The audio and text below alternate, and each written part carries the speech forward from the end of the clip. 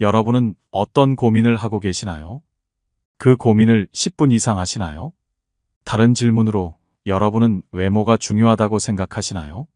많은 사람들은 외모의 중요성에 대해 얘기를 하면 외모는 중요하지 않고 중요한 것은 내면이라고 말합니다. 하지만 정말 외모는 중요하지 않은 것일까요?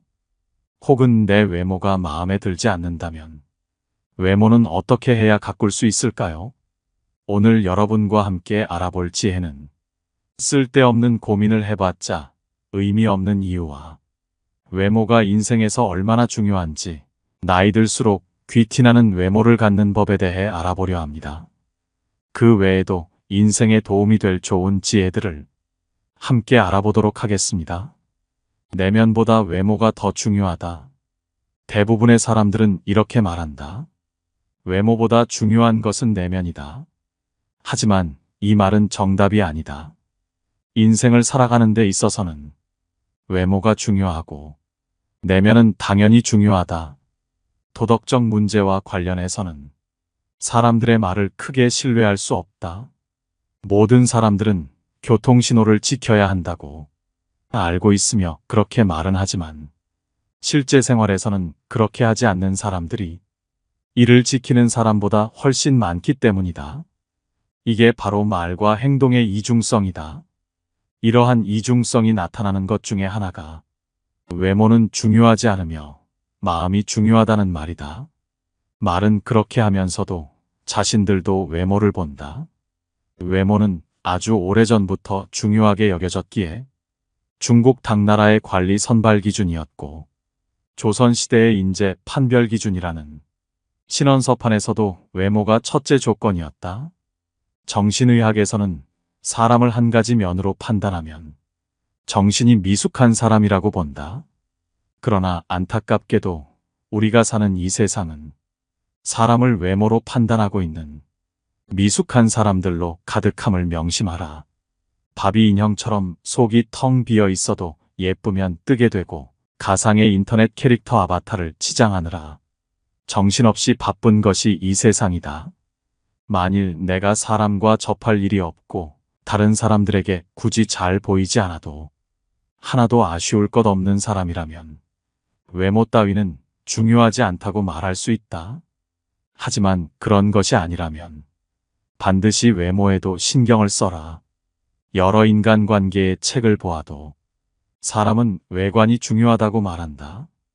외모가 중요하지 않다고 말하는 인간관계의 명저들은 존재하지 않는다. 사람들과 계속해서 접해야만 하는 이 세상에서 살고 있는 한 자기 자신의 외모를 가꿔라. 외모를 가꾸는 것은 어렵지 않다. 머리 손질, 의상, 말투를 바꾸는 것만으로도 사람은 놀랍도록 변할 수 있다. 이때 부티를 내지 말고 귀티가 나도록 하라. 졸부처럼 돈과 상표만 걸치지 말고 귀족적 세련됨을 갖추라. 여기 외모를 가꾸는 방법이 있다. 먼저 깔끔하게 가꿔라. 꾸깃꾸깃 구겨져 있고 냄새가 나는 옷차림, 구겨 신고 지저분한 신발은 당연히 고급스러워 보이지 않고 아무리 비싼 것들을 걸쳤어도 싸구려로 보이게 만든다. 저렴한 물건들을 가지고서도 깔끔하기만 하면 훨씬 호감 가는 인상이 될 수 있다. 부드럽고 온화한 표정을 지어라. 이목구비보다 더 중요한 게 표정이다. 항상 부드럽게 웃으면서 살짝살짝 변하는 표정 변화는 그 사람을 여유 있어 보이게 한다. 몸매보단 바른 자세에 신경 써라. 항상 구부정한 등 어정쩡한 자세에서 허리만 쭉 펴도 사람이 달라 보인다. 여기에 건강한 식단과 운동으로 관리까지 하면 사람이 멋있어 보이고 실제로 자신감도 올라간다. 유행보다는 나에게 어울리는 옷을 입어라. 내 체형에 잘 어울리는 스타일을 아는 것이 중요하다. 나와 체형이나 분위기가 비슷한 연예인들이 어떻게 스타일링 하는지 눈여겨보면 좋다. 옷을 꼭 많이 사지 않아도 매장에 가서 많이 입어만 봐도 나에게 어울리는 스타일을 찾을 수 있다. 고급스러워 보이기 위해서는 옷의 소재를 꼭 체크하고 원색보다는 부드러운 색감을 선호하는 게 좋다. 외모가 주는 이점은 남들보다 앞선 출발선에 설 수 있다는 것이다. 예쁘게 꾸미고 나간 날은 사람들이 유난히 친절하다고 느껴지는 경우가 많고 나의 마음가짐도 달라진다. 마음 저 밑에서부터 자신감이 솟아오른다. 반면 너무 후줄근하게 외출했을 때는 사람들을 최대한 안 마주치고 얼른 집에 오고 싶다는 마음이 든다. 외모가 출발선을 조금 앞에 놓아준다면 롱런하고 질주하게 만들어주는 것은 내면이다. 외모만 믿고 내면을 가꾸지 않는다면 생명이 길 수 없다. 그렇기에 외모를 통해 출발선을 앞당기고 그 후에 갈고 닦은 내면의 아름다움을 발휘하면 된다. 살면서 10분 이상 고민하지 말라. 우리가 하는 걱정거리의 40%는 절대 일어나지 않을 사건들에 대한 것이고 30%는 이미 일어난 사건들, 22%는 사소한 사건들, 4%는 우리가 바꿀 수 없는 사건들에 대한 것들이다. 즉 96%의 걱정거리가 쓸데없는 것이다. 고민거리는 오직 두 가지로 나눠라.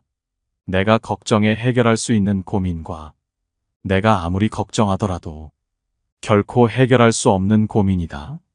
내일 비가 오면 어떻게 하나? 우산을 준비하면 된다. 비를 멈추게 하는 것은 당신 능력의 한계를 벗어난다. 그것은 신의 영역이다. 신의 영역에 속하는 문제는 신에게 맡겨라. 그리고 오직 당신이 걱정해서 풀 수 있는 문제들만 고민하고 해결책을 찾아라. 당신에게 어떤 고민이 있을 때 머리를 싸매고 며칠 누워 있으면서 걱정을 한다고 해서 문제가 해결되지 않는다. 어떤 문제에 직면했을 때 그 문제에 대해 우리가 생각할 수 있는 시간은 굳이 따지자면 10분도 안 된다. 무슨 걱정거리가 있건 그것을 종이에 적어보라. 틀림없이 서너 줄에 지나지 않는다. 그 몇 줄 안 되는 문제에 대해 10분 안에 해답이 나오지 않으면 그것은 당신으로서는 해결할 수 있는 고민이 아니다. 그런데도 그 10분을 당신은 질질 고무줄처럼 늘려가면서 하루를 허비하고 한 달을 죽이며 결국에는 1년을 망쳐버린다. 머리가 복잡하다고 하면서 말이다. 하지만 사실은 해결 방안도 알고 있으면서 행동에 옮기는 것을 두려워하는 경우가 대부분이다. 10분 안에 해답이 안 나온다면 더 이상 걱정하지 마라. 고민이 많다고 해서 한숨 쉬지 마라. 고민은 당신의 영혼을 갉아먹는다. 문제의 핵심을 정확히 파악하고 해결책을 찾아 그래도 실행하라. 해결책이 보이지 않으면 무시하라. 고민하나 안 하나 결과는 똑같지 않은가. 그러므로 고민은 10분만 하라. 왜 문제가 안 풀리는 것일까? 그것은 당신이 문제를 풀려고 하지 않기 때문이다. 문제를 풀려고 하면 문제는 절대로 풀리지 않는다. 문제를 풀려고 하지 말고 문제를 없애려고 하라. 외로움과 친구하라. 외로움은 그 어떤 목표이든 간에 목표를 달성한 사람이라면 누구나 반드시 수없이 겪었을 통과 의례이다. 혼자서 노력하는 과정 중에 창밖에 비치는 찬란한 햇빛, 하얗게 쌓인 눈, 후두둑 떨어지는 소나기, 그런 것들을 배경으로 하여 때없이 밀려드는 외로움, 보고 싶은 얼굴 등등이 스스로를 외롭게 하고 이어서 내가 도대체 꼭 이렇게까지 하며 살아야 하나?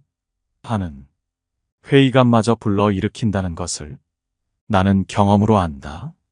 그래서 나는 장담한다.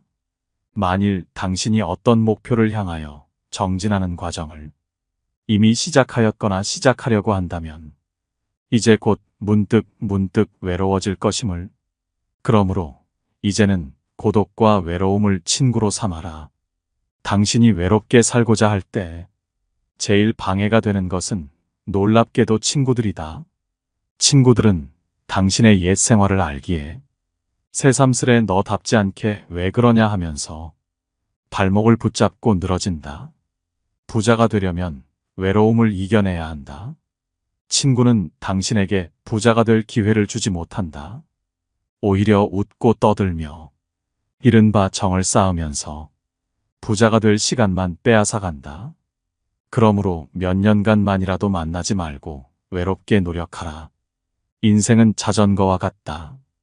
뒷바퀴를 돌리는 것은 당신의 발이지만 앞바퀴를 돌려 방향을 잡는 것은 당신의 손이며 눈이고 의지이며 정신이다.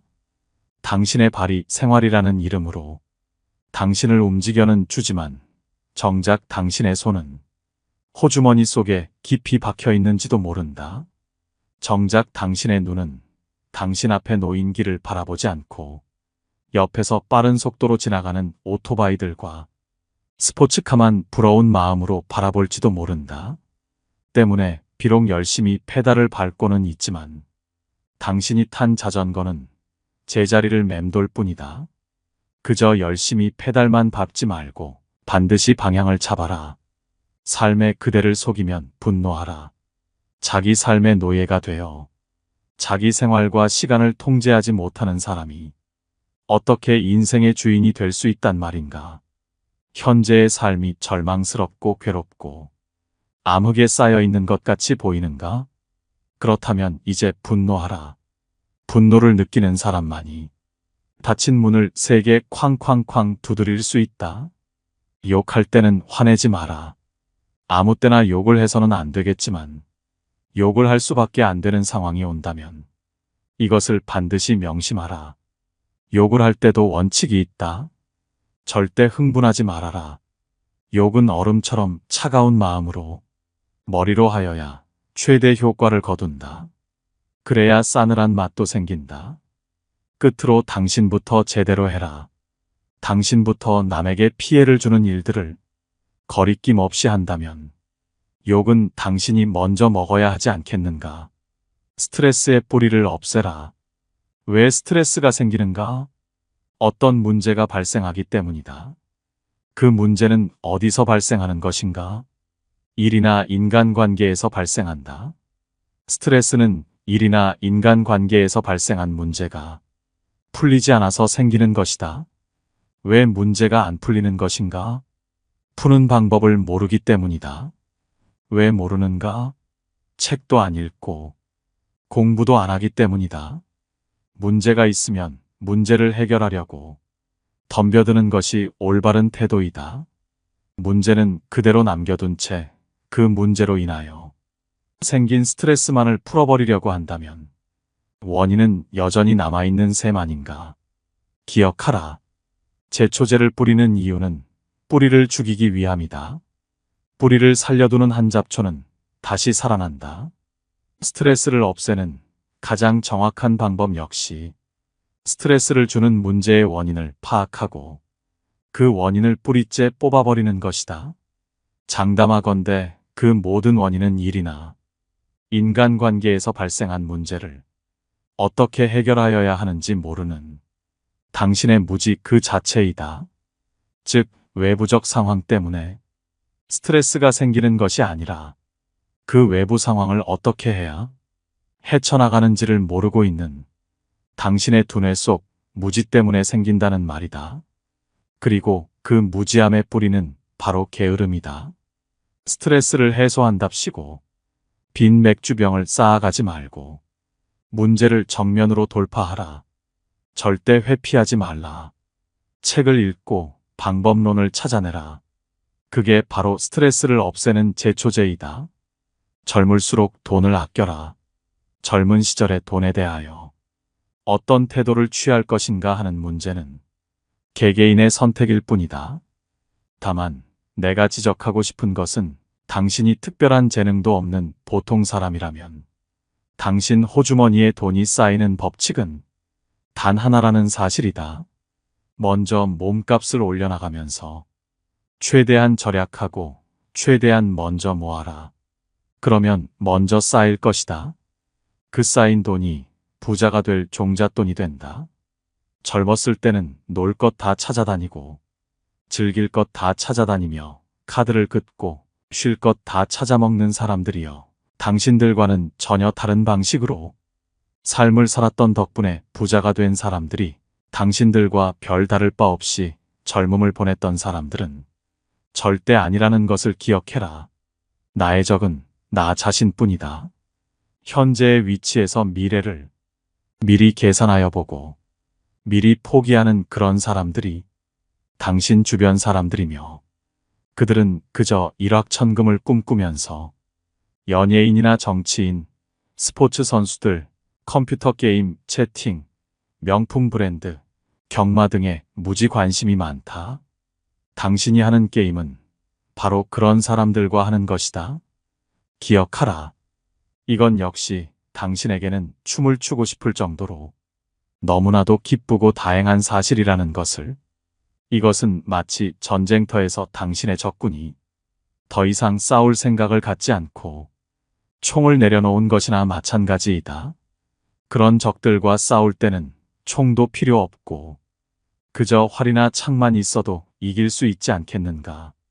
거창한 그 무엇도, 번쩍번쩍한 학벌도, 대통령 친척과 친하게 지내는 배경도, 많은 자본도 필요 없다는 말이다.